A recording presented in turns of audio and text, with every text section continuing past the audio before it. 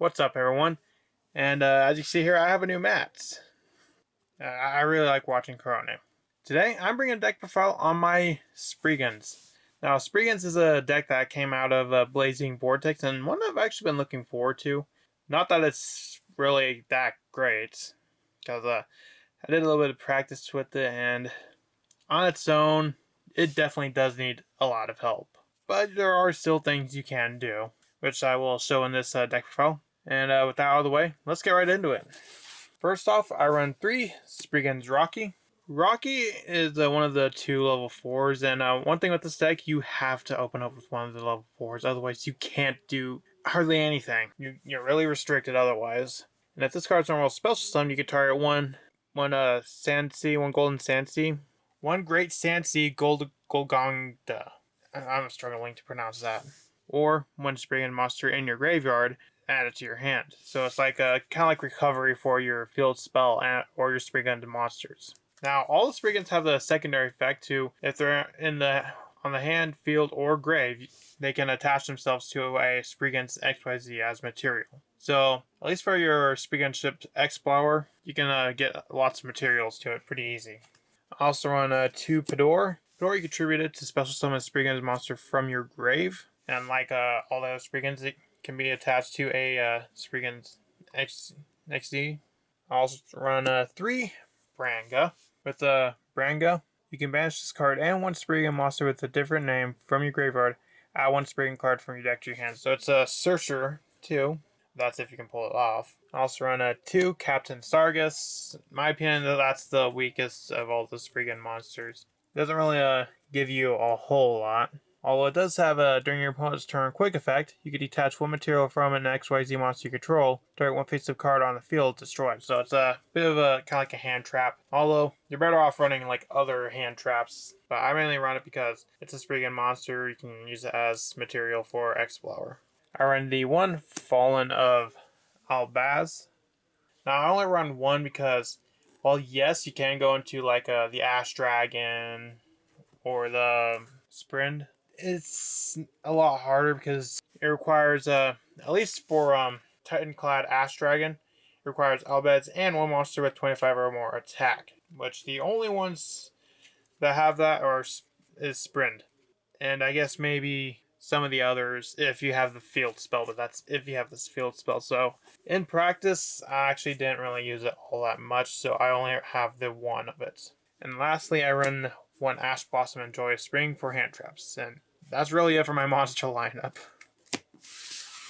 Moving on to the spells, I run a lot. First, I run the Great Seasand Golgonda. Now this one, if you control, well, first off, all Springan XD monsters gain 1000 attack.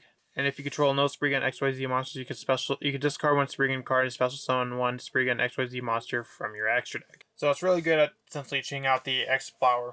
I also run the 1 Terraforming to go along with it.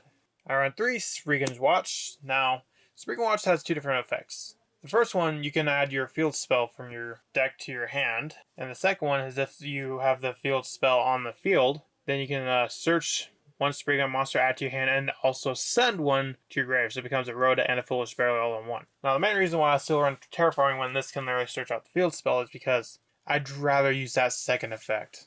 I'd rather like get into the Rocky or Feruary. Next, I run 2 Pot of Desires, as well as the 3 Pot of Prosperity. Now, the next card is the card I actually haven't used before. It came out of a Blazing Vortex, and I feel like it's kind of like more of a going second option, which is what I'm going with this Springan's deck. It's more of a going second deck, because going first, it doesn't set up any boards of negates. It has no negations at all, just destruction. So I run 3 Psychic Eraser Laser. Psychic Eraser Laser, essentially you can target 1 monster your opponent controls out a special summon from the extra deck. They gain like life points, half to its attack, and send it to the grave. So it's like if anything, I can use it to force out a negate.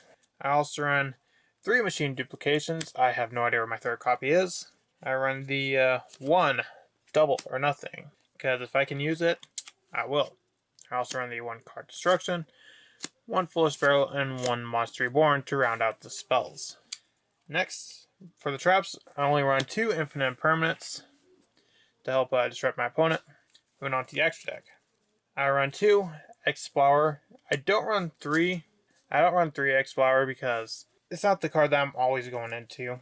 Like, yes, I can essentially get it free from the extra deck with the field spell, but there's other things to do as well. Also run 1 Gear Gigant X to help search out my Sprigans. 1 Abyss Swallower for grave decks. The 1 Dugaris. Now, this card actually works a lot better than Sprigans than most other decks because you want to discard some cards. Not everything, but some. Like, not to the point where you want to run the dangers, but it helps to drawing 2 and then discarding 1, so that's pretty good. Also run the 1 Dingirsu. I only run 1 because in practice I didn't even go into it once. But if there was an opportunity to go into it, I would go into it over Explorer. I also run the 1 Utopia and 1 Utopia double for the double or nothing play. The 2 Sprint, as well as the 1 Ash Dragon. And to round out, I run an Appaloosa, Access Code, Nightmare Phoenix, and IP Masquerena.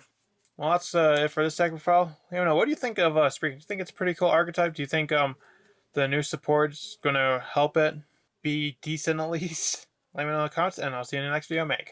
Bye.